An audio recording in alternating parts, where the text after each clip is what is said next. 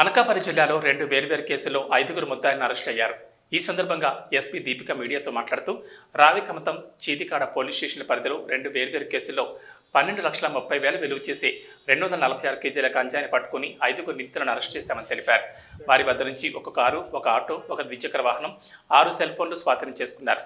నిందితుల్లో 4 అల్లూరు జిల్లాకు చెందిన వారు కాగా ఒకరు కృష్ణా జిల్లా వాసి. 100 రోజుల యాక్షన్ ప్లాన్లో భాగంగా గంజాయి అక్రమ రవాణా అడ్డుకట్టకు సాంకేతిక పరిజ్ఞానం ఉపయోగించి పటిష్టమైన చర్యలు తీసుకుంటున్నామని ఎస్పీ తెలిపారు. గాంజా పాటుగా మనం మొత్తం అనకాపల్లి డిస్ట్రిక్ట్లో కూడా గాంజా మీద నిఘా పెంచడం జరిగింది.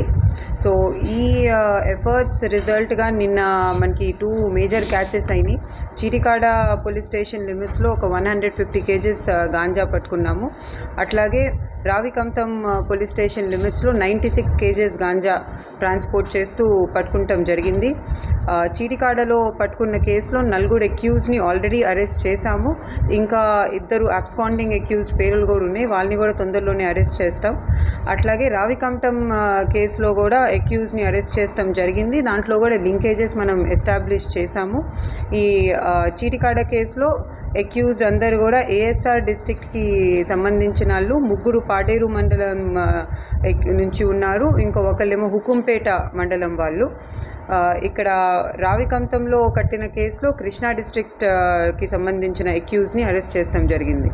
మన డిస్ట్రిక్ట్లో మనం గాంజా ట్రాన్స్పోర్టేషన్ మేజర్ రూట్స్ అన్నిటిని గుర్తించి ఈ రూట్స్ అన్నిటిలో నిఘా పెంచి, అట్లాగే అన్ని రకాల టెక్నాలజీ వారి, అంటే మన హ్యూమన్ ఇంటెలిజెన్స్ అవ్వచ్చు, లేకపోతే మన దగ్గర ఉన్న టెక్నాలజికల్ ఇన్పుట్స్ అవ్వచ్చు, అన్ని రకాల ఇన్పుట్స్ కూడా వారి మనం మేజర్ ప్రయారిటీగా అయితే ఉన్నారో, ఇది యాక్షన్ ప్లాన్ స్టార్ట్ అయినప్పటికీ మన దగ్గర 700 పైన 708 వరకు ఉన్నారు. దాంట్లో ఇప్పుడు అరెస్టులు చేసిన తర్వాత ఇప్పుడు ఒక 630 మంది వరకు we were able to reduce. So ఇంకా కూడా వీళ్ళని కూడా నెక్స్ట్ కొన్ని రోజుల్లో అరెస్ట్ చేస్తాము. దీంట్లో అన్ని స్టేట్స్కి సంబంధించిన అక్యూజ్డ్ ఉన్నారు.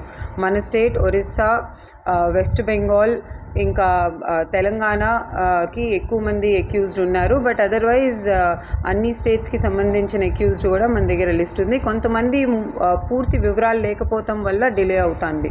అంటే వాళ్ళు జస్ట్ ఊరు పేరు ఉంది కానీ మిగతా వివరాలు మన దగ్గర లేవు, దానివల్ల కొంచెం డిలే అవుతుంది. బట్ అది కూడా మనం వర్కౌట్ చేస్తాం. ఈ అవేర్నెస్ క్యాంపెయిన్స్ కూడా స్టార్ట్ చేస్తాము. మండల్ లెవెల్ ఇంకా విలేజ్ లెవెల్ కమిటీస్ ఏ అయితే ముందే ఫార్మ్ చేసి ఉన్నాయో ఆ కమిటీస్ని కూడా రీయాక్టివేట్ చేస్తాం జరుగుతుంది. ఎందుకంటే మనం చూస్తే ఈ కేసెస్లో మనం అరెస్ట్ చేసిన వాళ్ళు చాలామంది లోకల్స్తో కనెక్షన్స్ ఉన్నాయి, ఇంకా యంగ్ వాళ్ళు ఉన్నారు. 20 to 30 ఏజ్ గ్రూప్లో ఉన్న అక్యూజ్డ్ ఎక్కువ మంది ఉన్నట్టు కనిపిస్తుంది. సో ఇలాంటి అక్యూజ్ని ఇలాంటి పనుల్లోకి వెళ్ళకూడదు అని వాళ్ళు ఒక అవగాహన కలిగిస్తానికి మన village level, mandal level committees ద్వారా కూడా మన డిస్ట్రిక్ట్లో ఇంకా చర్యలు తీసుకుంటాం. Thank you.